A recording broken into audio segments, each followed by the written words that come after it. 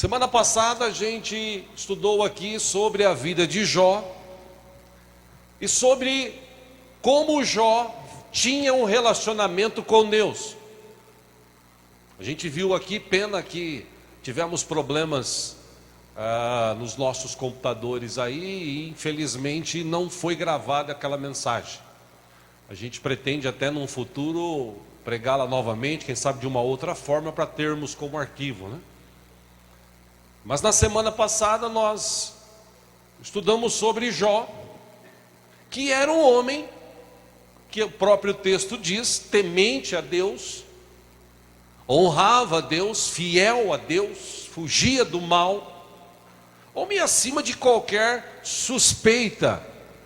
Se tinha alguém relacionado na Bíblia que se relacionava com Deus, esse alguém era Jó. Jó, quando seus filhos faziam festas, nós lemos aqui alguns textos, nas suas festas ou pós-festas, Jó, ele levava os seus filhos para sua casa e procurava fazer algum tipo de sacrifício oferecido a Deus, por perdão de talvez alguns pecados que os seus filhos tivessem cometidos durante a festa. Como diz o texto e nós lemos, ele era um homem justo, era um homem reto, era um homem que buscava a Deus. Mas esse homem, um belo dia, sofreu agruras na sua vida, sofreu de tal forma que talvez qualquer um de nós não teríamos condições psicológicas, estruturais para viver e sobreviver a tudo que aquele homem viveu. E como vimos semana passada, tem gente que por menos, por bem pouco, tem gente que perde carro, desiste de Deus. Tem gente que perde a casa, desiste de Deus. Tem gente que perde o trabalho, desiste de Deus. Ou seja, a gente vive um tempo que as pessoas não têm profundidade no relacionamento com Deus. Muitos jovens hoje, adolescentes hoje, preferem mais olhar para as coisas do mundo do que ter um relacionamento sério e profundo com Deus. As pessoas procuram hoje mais viver o mundo do que viver Deus. E se a gente olhar para a Bíblia e ver o que Jó fazia, que tipo de relacionamento ele tinha com Deus, chegamos à conclusão na semana passada que Jó era um cara acima de qualquer suspeita. Se tinha um cara que conhecia Deus melhor do que mim, ou melhor do que eu, desculpe, era Jó. Se tinha um cara que buscava Deus, que orava, que temia a Deus, era Jó.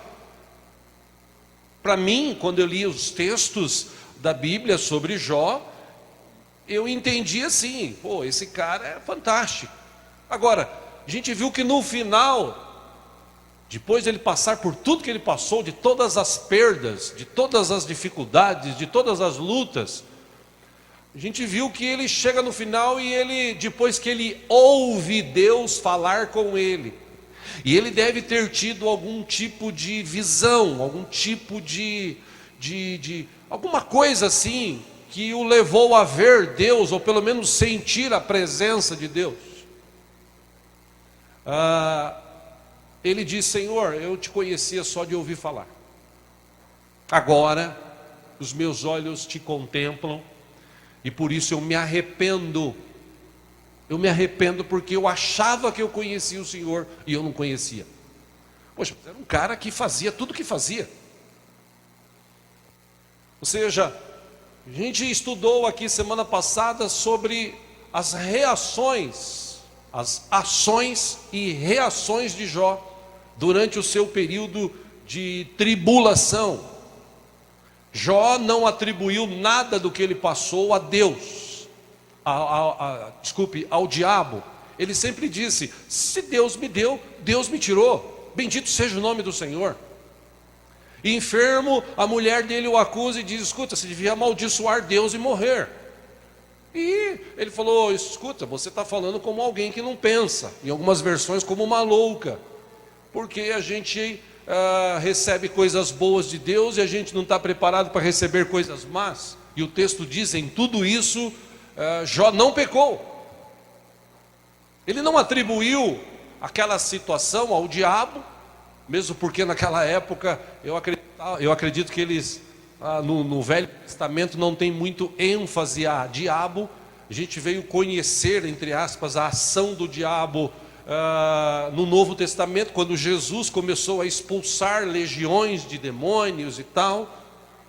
Naquela época, a crença deles era em Deus, mas essa crença em Deus, por um homem como Jó, que era um modelo, era um modelo tão interessante de cristão ou de alguém que serve a Deus, que o próprio Deus põe a sua palavra em xeque quando ele diz para o diabo ou para Satanás, quando vem se aproximar dele, diz: você viu meu servo Jó?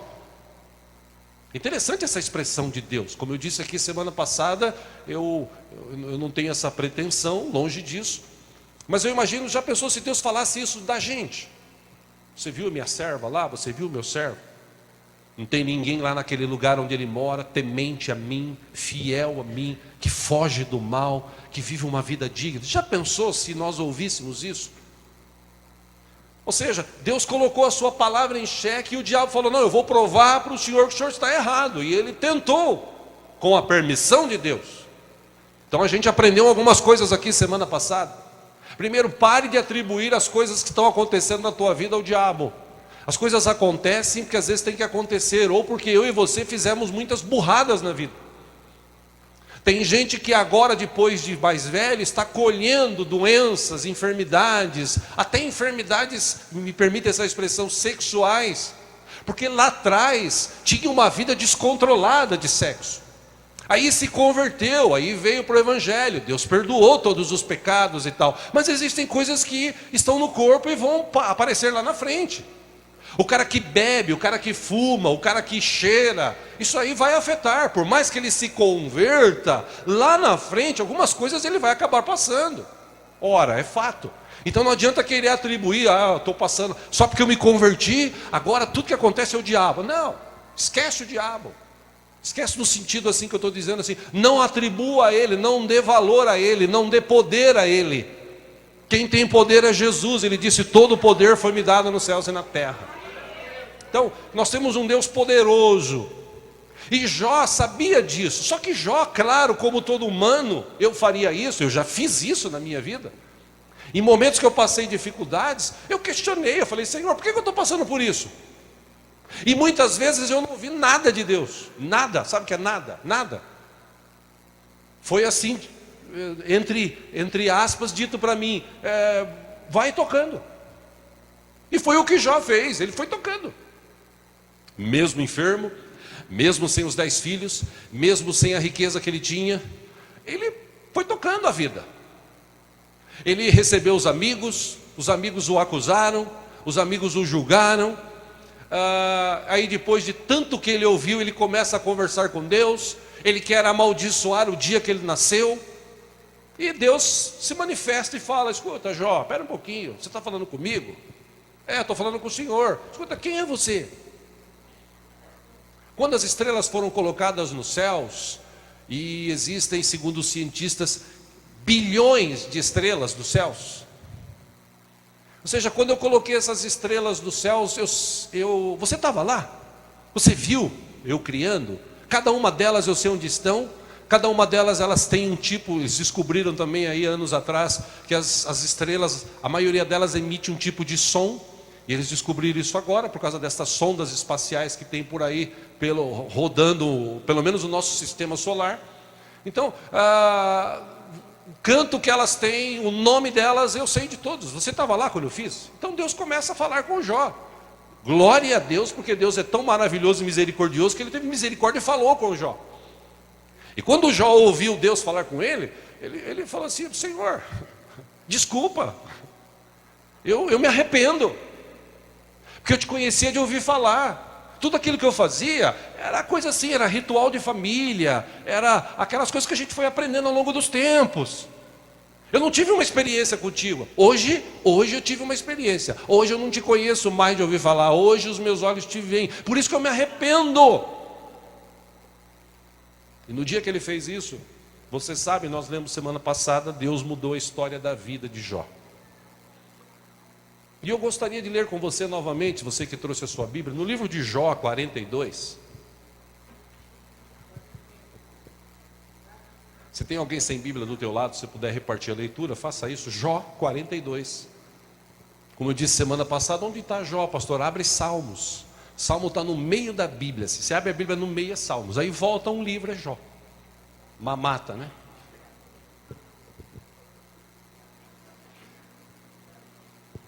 Jó capítulo 42.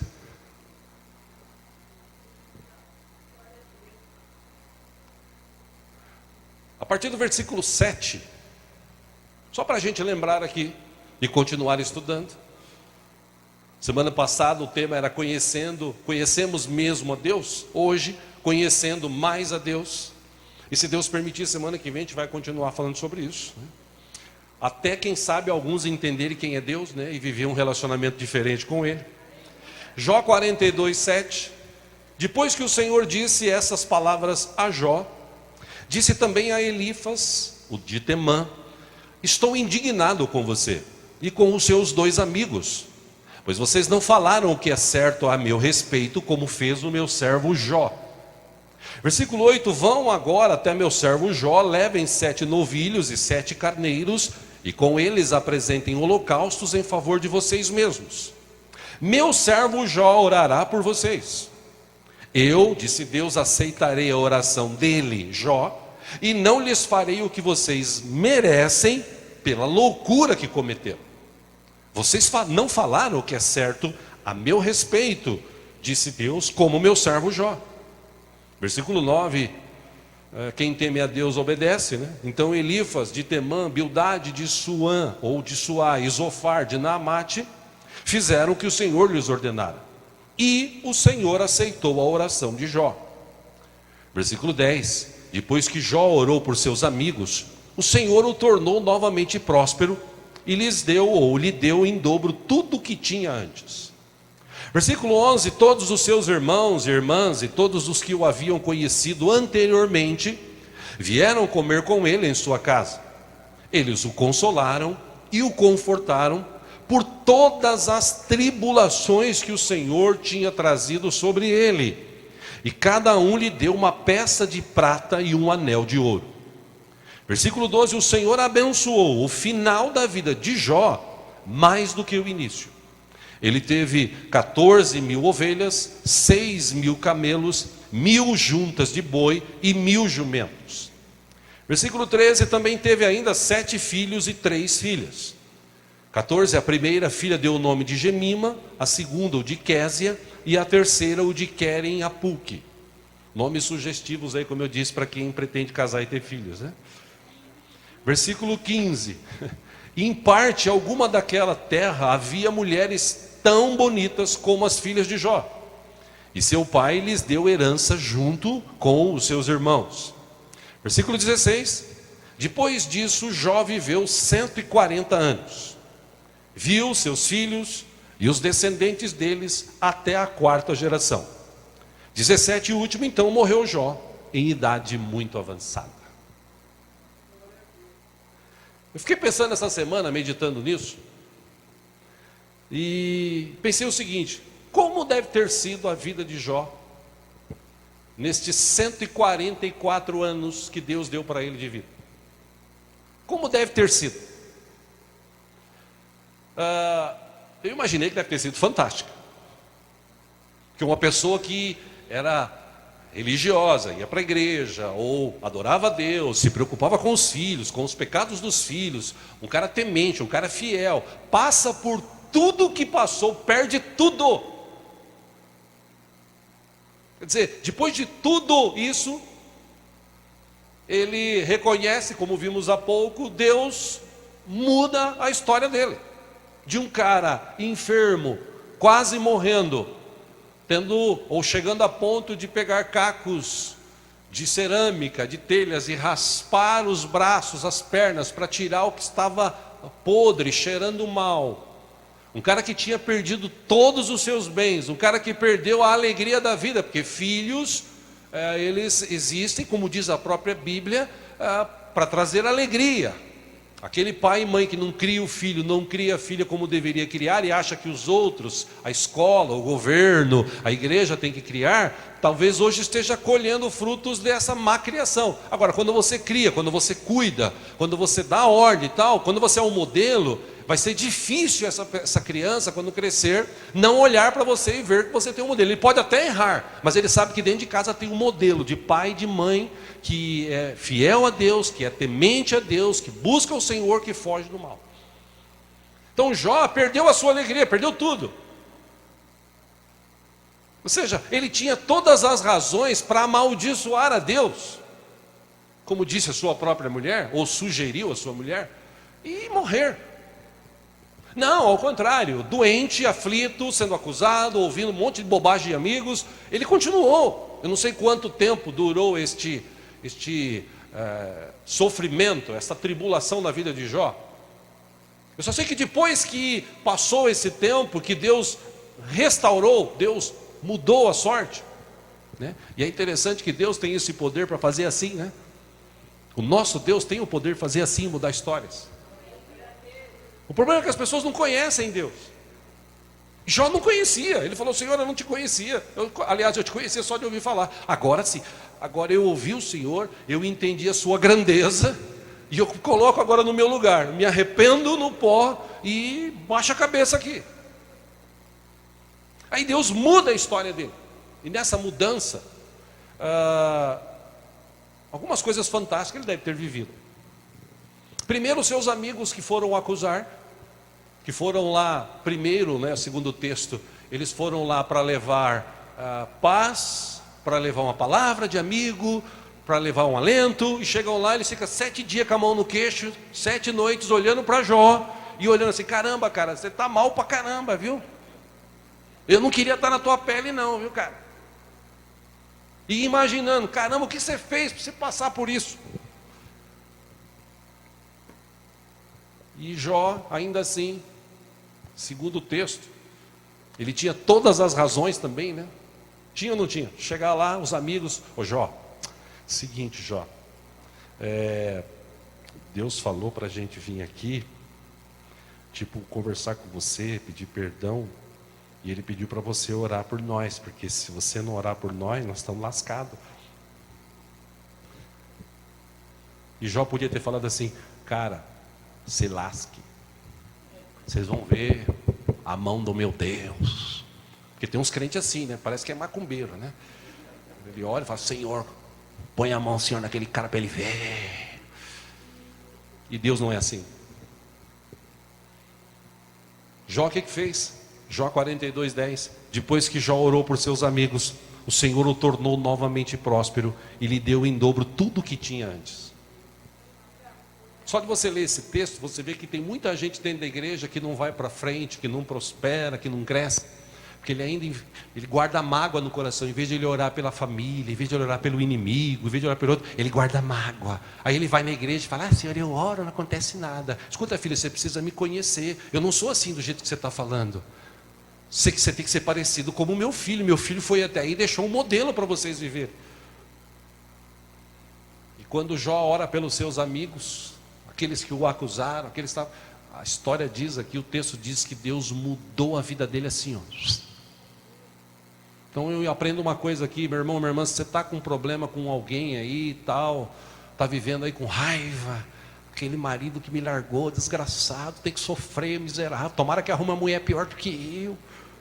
Não, você tem que falar assim: tomara que eu arrume um marido melhor do que aquele que eu tive. Esquece, não fica aí, esquece, libera perdão, tchau. Você vai ver que Deus vai mudar a história da tua vida. Tem gente que perdeu o emprego e fica: ai meu Deus, aquele emprego eu ganhava tanto, meu Deus, por que eu fui perdido, burro que eu sou? Então, Deus tem algo de melhor. Para de chorar o passado já passou. Não, porque aquele cara lá me perseguiu, ele vai ver, eu vou matar ele, porque ele me roubou o emprego.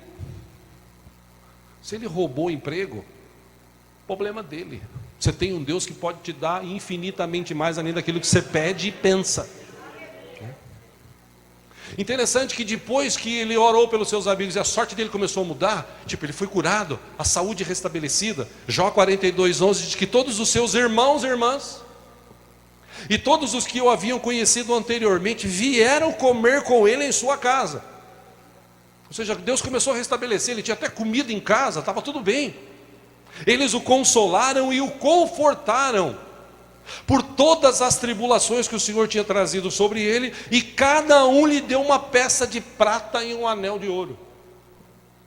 E olha, para irmão fazer isso tem que amar muito, viu? Porque tem uns irmãos, quanto mais tem, mais ele guarda, esconde. Enfim, ainda bem que vocês, como eu, os irmãos são uma bênção, porque meus irmãos são uma bênção, né? Quando eu preciso, eles sempre me ajudam, graças a Deus, né?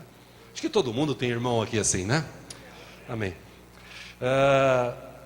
Foram ter com ele e já não viam mais ele naquela situação.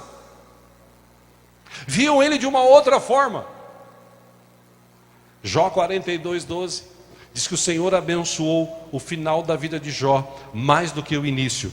Ele teve 14.000 ovelhas, 6.000 camelos, mil juntas de boi e 1.000 jumentos. Sabe, meu irmão, uma outra lição que eu tiro desse texto aqui, e eu já falei sobre isso algumas vezes aqui na igreja, repito para isso gravar no teu coração: não importa como você começa, que tem gente que começa uma vida cristã e vai bem, só que com o passar do tempo ele desiste. Não importa como você começa, importa como você termina. A gente tem que terminar aos pés do Senhor, aguardando Jesus voltar, ou se partirmos de uma dessa para outra vida, estarmos na presença do Senhor, porque Deus está conosco. Aqui nesse texto, Jó 42:13, 14, 15, 16, 17, a gente já leu. Ele teve 3 filhas, os nomes das filhas a gente citou. Não havia mulheres bonitas como as filhas dele, e ele ainda viveu 140 anos. Meu irmão, não são poucos anos, são 140. Se eu chegar aos 70, eu vou ficar muito feliz. E quero até passar, se Deus permitir, né? Porque, vou contar algo para vocês. Nesses estudos, nessa busca que eu tenho de conhecer mais a Deus, esta semana que passou, sexta-feira, eu acordei pela manhã umas 7h30, olhei no relógio e falei, eu acho que eu vou ficar mais um pouquinho aqui na cama, né? Estava frio. E deitei, me virei e abracei minha esposa. Quando abracei ela assim, adormeci, que fração de segundos. Aquele momento assim, eu estava num lugar, não me lembro se um prédio, não deu para ver se um prédio, se um morro, e embaixo assim, a terra, assim, pessoas tipo num campo, né? E várias pessoas ali no campo, e de repente essas pessoas começaram a desaparecer. E quando eu olhei aquilo, eu falei, meu Deus, Jesus está voltando. E eu senti eu subindo assim, ó. Sabe o que é você sentir? Não é assim sonho, você sentir o teu corpo indo embora assim. E aí quando eu falei, glória a Deus, a minha esposa apertou a mão, falou, fica aqui mais um pouquinho. Ela me apertou assim, porque ela achava que eu estava tendo um pesadelo. Mas ela falou, quando eu ouvi você falar glória a Deus, eu vi que você estava aí no... Irmãos, que experiência gloriosa. Eu não sei se eu estava indo embora naquela hora. Eu até orei depois, falei, Senhor, eu não sei o que o Senhor quis me mostrar, se eu estava levando mesmo, ou se eu tinha que aprender alguma coisa. Mas o que eu senti, que eu fiquei o dia todo aqui na sexta-feira, eu fiquei extasiado. O que eu senti, o gozo que eu senti, quando eu estava tipo indo, e quando eu voltei, que eu virei na cama assim, eu comecei a sentir aquele arrepio, aquelas coisas, e foi assim quase um minuto, aquele negócio forte, que eu falava, meu Deus está acontecendo e tal, foi um negócio tremendo. E aí eu imaginei o seguinte, já que o Senhor não me levou, é porque o Senhor quer que eu te conheça mais, então eu quero te conhecer mais, e Ele permitiu essa experiência. Então eu imagino como foi a vida de Jó depois dessa experiência que ele teve com Deus. Eu imagino como Jó reagia aos acontecimentos. Eu imagino, fica imaginando. O cara já agora, vamos falar que ele tinha 100 anos. Vamos falar que ele tinha passado 1 ano de tribulação. Vamos falar que foi 1 ano, não sei. Vamos imaginar aqui. Então ele estava com 101 anos. Aí alguém chegava nele e falava assim: Jó, e agora? Porque antes de ele passar por tudo, ele era um cara muito reconhecido no Oriente. Aliás, a história de Jó, para quem não sabe, a história de Jó, ela vem antes de Abraão. Jó, a história dele é antes de Abraão. É interessante isso. Na ordem cronológica da Bíblia, a história de Jó é antes, apesar de Jó estar depois. Então Jó, na época, no Oriente, era o cara mais rico, o cara mais famoso, e um cara que tinha um coração bom, um cara que ajudava muita gente, um cara que dava conselhos. As pessoas iam buscar conselhos com ele, as pessoas olhavam para ele. É óbvio que tinham pessoas que iam vê-lo também por inveja, para saber o que estava acontecendo na vida dele. Aí Jó, eu fico imaginando, depois dessa experiência que ele passou, depois de ele ter tudo renovado, tudo em dobro, eu fico imaginando alguém chegava nele e falava assim: pô, Jó, eu perdi o meu emprego, e agora? O que eu faço da minha vida? Eu fico imaginando o Jó, fala assim: meu irmão, você conhece Deus? Conheço. Então, confia nele, entrega o teu caminho ao Senhor, confia nele, o mais ele fará, dizia Davi. Aí eu imagino a pessoa dizendo para ele assim: mas será, Jó? Ele falou: sim. Você sabe o que eu passei? Você sabe qual foi a minha dificuldade? Sei. Pois é, cara, Deus mudou a minha história, como é que eu estou agora? Porque eu imagino que muitas pessoas, depois de ouvir o que tinha acontecido na vida de Jó, iam lá para conhecê-lo. Eu falei: não, eu preciso saber o que aconteceu, não é possível. Eu imagino os empregados de Jó chegando nele e falando assim: patrão, e agora? E agora o que, filho? Agora, o senhor tinha 7 mil, agora tem 14. Agora dobrou o número de animais que o senhor tinha. Agora o que a gente vai fazer? Ué, constrói curral maior, pega a terra que está sobrando aí, se vira, dá um jeito, cara. Deus me deu, glória a Deus. Vamos administrar, organizar bem isso daí. Eu fico imaginando a família dele quando chegou e olhou para ele e falou assim: ei, Jó, quem te viu e quem te vê, hein? Quem te viu e quem te vê. Pois é, porque você era um cara que era rico, aí você perde tudo, perde a saúde, quase morre, perde os filhos, aí agora Deus dá tudo em dobro para você. Você teve mais 10 filhos, você teve tudo em dobro, você teve a saúde renovada. Eu imagino a saúde de Jó com 120 anos, mais ou menos, 130 anos. Se houvesse alguém que vivesse hoje 130 anos, ele ia estar bem capengando, bem. E Jó devia estar no vigor da vida, né? Teve mais 10 filhos, né? Eu imagino, irmãos, preste atenção, eu imagino as orações de Jó, depois que ele passou por tudo que passou. Os outros 144 anos, eu fico imaginando a oração de Jó.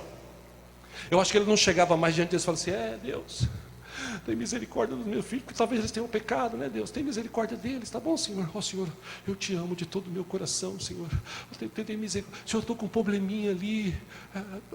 Eu imagino o Jó, depois de tudo que ele passou conhecendo a Deus, ele chega assim: Pai, obrigado por mais um dia de vida.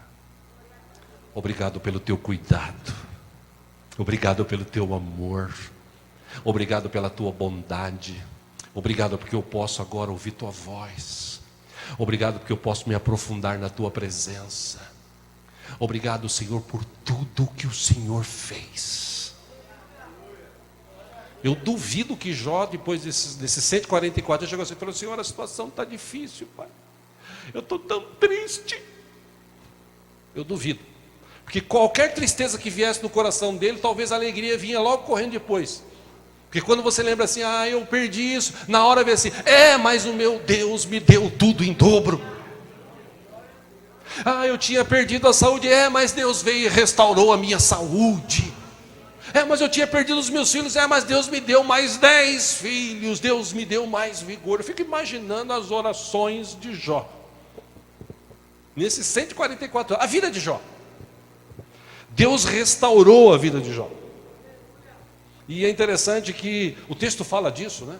De restauração. E no dicionário Aurélio, restauração é pôr em ordem o quebrado, refazer, consertar, repor o que se gastou, volta a um estado anterior, pôr de novo em vigor e restituir ao poder. Essa é a definição do dicionário Aurélio aqui do Brasil para a palavra restauração. No dicionário bíblico, restauração é renovar, restabelecer, colocar de novo na condição antiga, dar forças de novo. E restauração é um processo doloroso.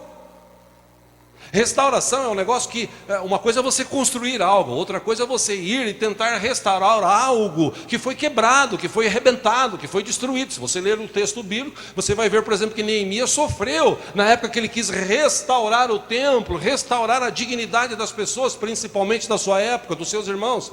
Ele passou por dificuldade, não foi fácil, restauração não é fácil. Mas ainda assim, toda aquela situação que Jó vivia, Deus restaurou, ou seja, Deus fez novo, Deus mudou a sorte, Deus trouxe coisas novas, Deus deu um novo vigor na vida de Jó. E se Deus fez isso com Jó, Deus também pode fazer isso comigo e com você.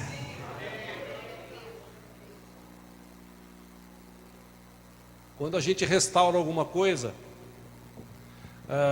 o brilho volta. Meu irmão aqui na igreja, o Emerson, que trabalha com restauração de pintura de carros. E eu já vi ele pegando cada bucha aí de carro, velho, com a pintura toda arrebentada. E ele passa um dia e meio e faz milagre. Você olha e nós falamos, não é o mesmo carro. Que quando você restaura, quando você mexe, quando você faz com carinho, o negócio brilha. E Deus fez a vida de Jó brilhar mais dos 144 anos do que antes. E olha que ele já brilhava. Mas Deus restaurou. E quando eu vejo essa palavra restauração, por exemplo, em 1 Pedro capítulo 5, versículo 10, aqui no telão acompanhe, o Deus de toda graça, que os chamou para a sua glória eterna, em Cristo Jesus, depois de terem sofrido por pouco tempo, os restaurará, os confirmará, os fortalecerá e os porá sobre firmes alicerces. Veja bem, está falando para mim e para você, o Deus de toda graça, que os chamou para a sua glória eterna em Cristo Jesus, amém? Amém. Depois de terem sofrido por pouco tempo, Ele os restaurará, os confirmará, os fortalecerá e os porá sobre firmes alicerces. É isso que Deus tem para mim e para você. Jeremias capítulo 31, versículo 25. Deus falou através do profeta para o povo antigo, dizendo: restaurarei o exausto e saciarei o enfraquecido. E é interessante que a gente leu a história de Jó. Deus restaurou os bens de Jó. Jó ficou mais rico. Os negócios dele, naqueles 144 anos depois, prosperaram.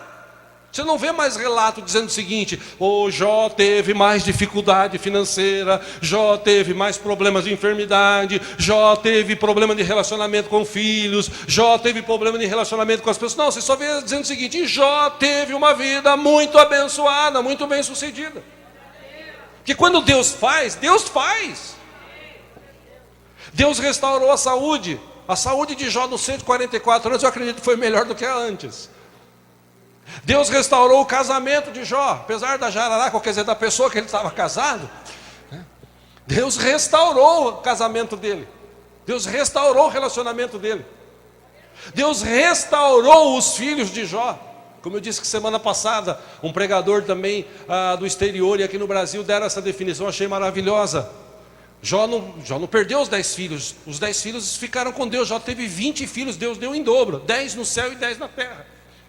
Ou seja, Deus fez algo de tremendo na vida de Jó, que só aconteceu porque Jó realmente conheceu a Deus. E aí vem essa pergunta para a gente começar a se perguntar: o quanto a gente conhece a Deus?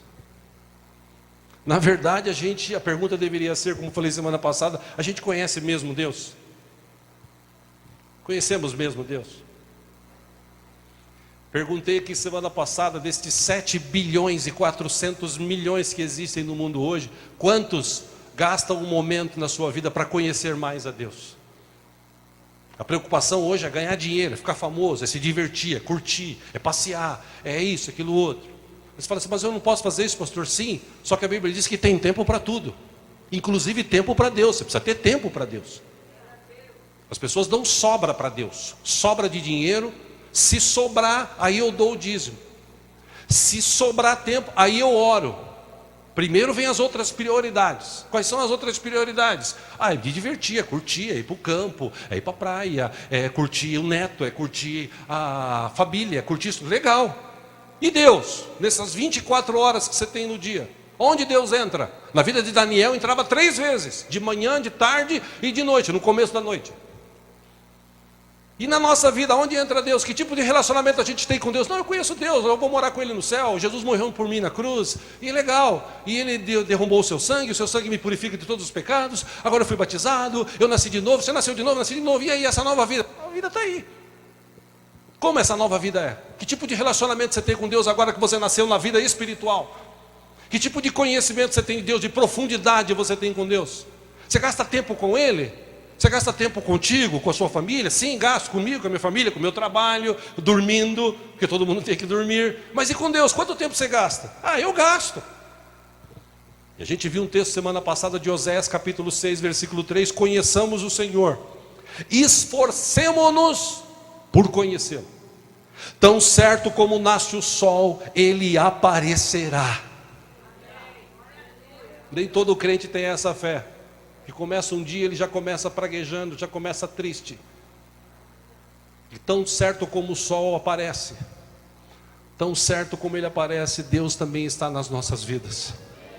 O texto diz, Ele virá para nós como as chuvas de inverno, como as chuvas de primavera que regam a terra. Então como é que eu posso me relacionar com Deus? Quero te dar algumas dicas aqui nessa manhã. Primeiro, tem gente que quer ver Deus. E para ver Deus, meu irmão, segundo a Bíblia, tem que ser muito santo. Porque sem santidade, a Bíblia diz, ninguém verá Deus. Isso é fato. Você fala, quer dizer que eu vou para o céu e não vou ver Deus? Eu não sei. Acredito que talvez não. Talvez uma visão assim de longe. Mas uma coisa é certa, é melhor estar na presença de Deus do que estar num outro lugar.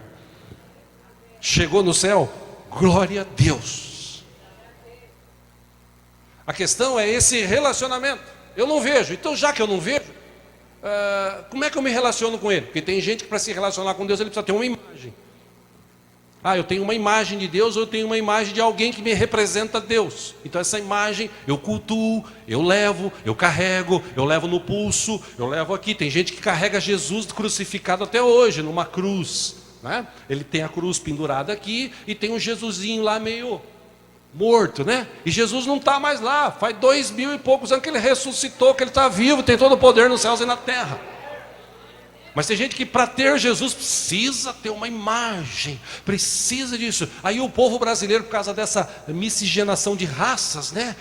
Pessoas da África, pessoas da Europa, principalmente os portugueses que descobriram, e mais isso, aquilo outro, se juntou, começou a criar. Aí o brasileiro é muito místico, né? Aí o que acontece? Os pastores de algumas igrejas descobriram, opa, brasileiro é místico. Então vamos fazer o seguinte, olha, você quer conhecer Deus? Deus está aqui.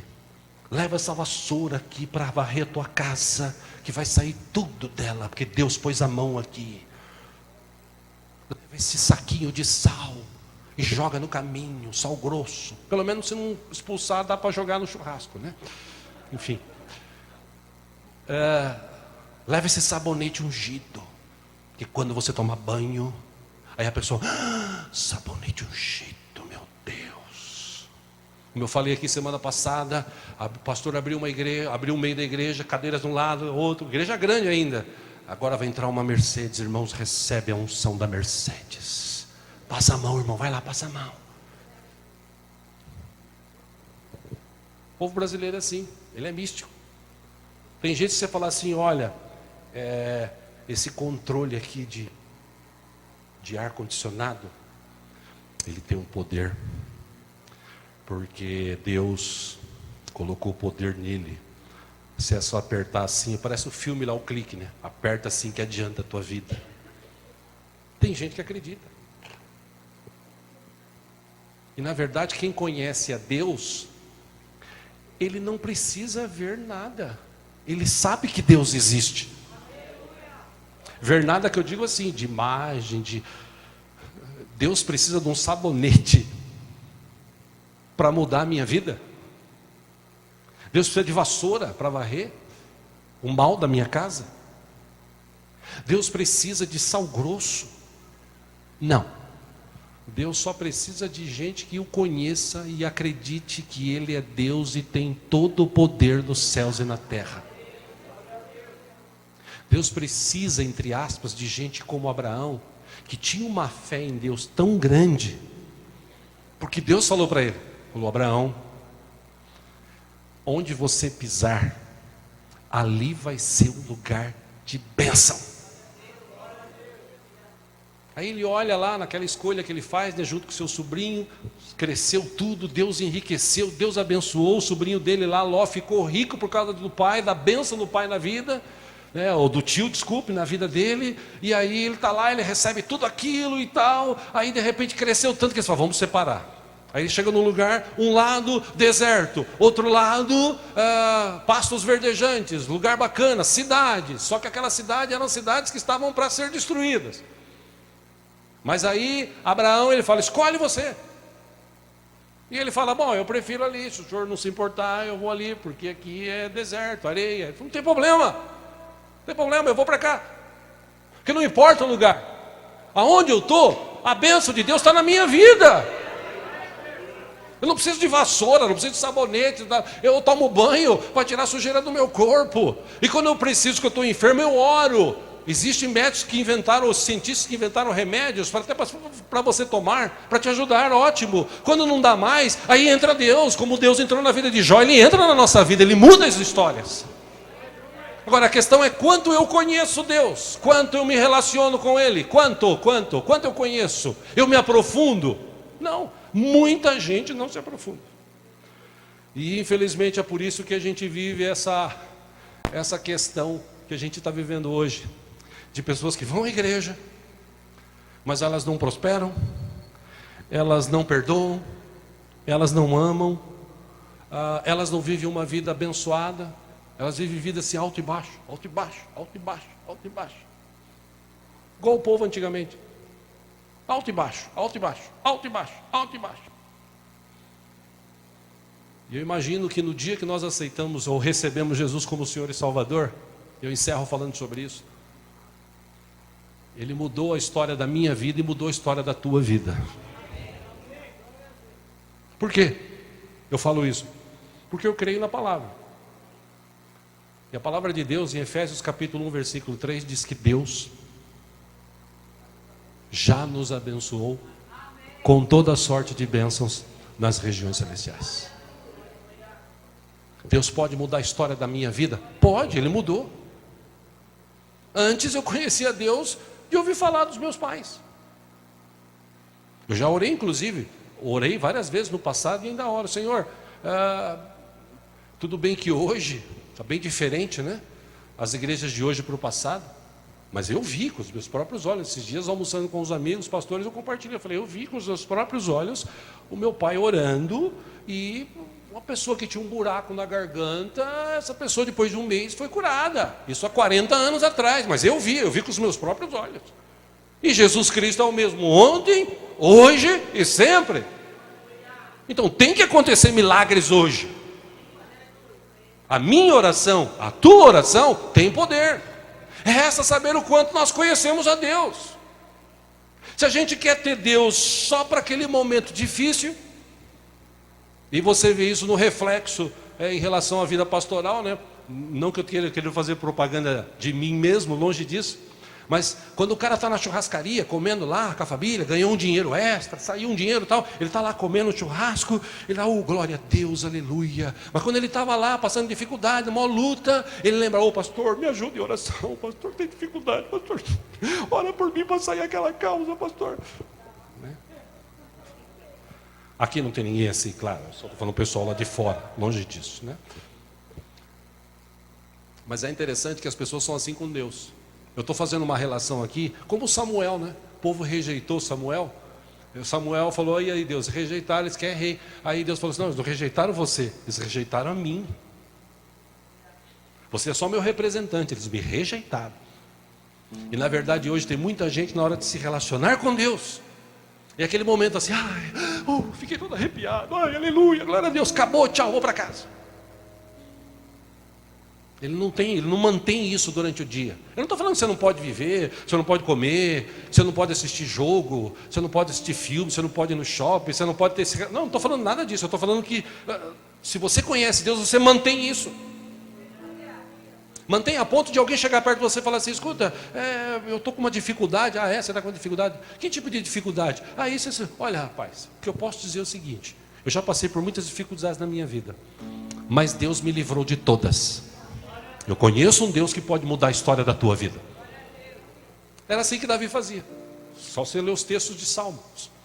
Nos livros, ou nos textos de Salmos, os capítulos de Salmos que Davi escreveu, ele sempre escrevia assim. Os meus inimigos vinham por um caminho. Mas quando eles viram Deus, o Deus que está na minha vida, eles fugiram por 7. Por quê? Porque ele sabia o Deus que ele conhecia, ele sabia o Deus que ele se relacionava, ele conhecia o Deus que ele se relacionava, ele tinha intimidade, ele buscava Deus. E no momento de dificuldade, de luta, Davi nunca jogou a toalha, Jó não jogou a toalha, Jó enfrentou a dificuldade. E por que nós hoje, que tem carro, que tem casa, que tem trabalho, que tem roupa, que come bem, que se veste bem, a gente por qualquer coisinha a gente fala, eu não vou na igreja, eu não quero mais saber de Deus, eu estou triste, porque... Por que a gente é assim? Porque a gente não conhece a Deus. Porque se a gente conhecesse a Deus, a gente vinha mancando. Mas eu vinha para a igreja. Por que você está mancando? Não, eu estou momentaneamente com um problema na perna aqui, mas eu vou ainda adorar a Deus, porque Ele é o Deus da minha vida. No momento do ofertório que eu falei aqui, a gente devia ficar assim, poxa vida, hoje eu não tenho condições de dar uma oferta, eu queria dar uma oferta assim, mas eu não tenho nada, e Deus sabe. Mas a gente pensa assim, não, eu queria dar uma boa oferta. Eu já falei aqui, quando você conhece Deus, quando você tem intimidade com Ele, não é valores, é a fidelidade, é a atitude. Deus vê isso e Deus abençoa. Amém? Quero encerrar aqui para a gente continuar semana que vem. Se você pode, fique em pé e abra sua Bíblia no livro de João, capítulo 20.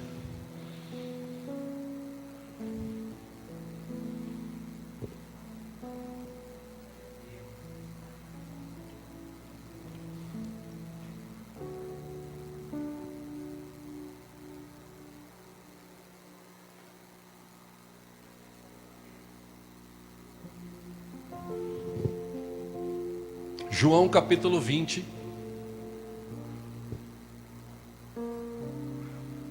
versículo 24.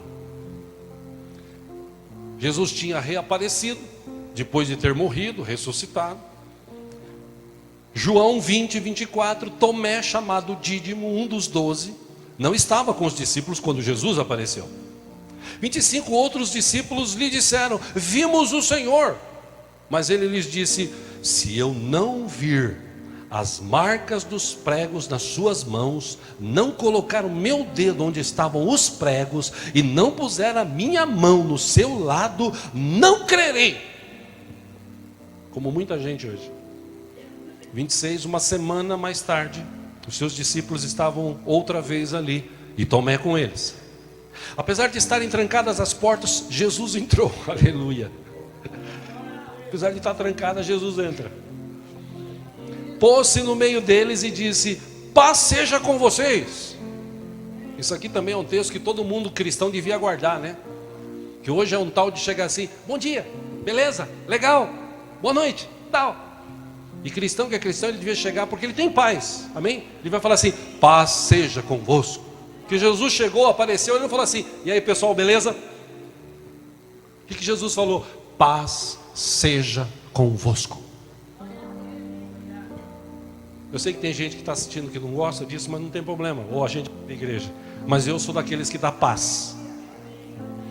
27, Jesus disse a Tomé: coloque o seu dedo aqui, veja as minhas mãos, estenda a mão e coloque-a no meu lado, pare de duvidar e creia.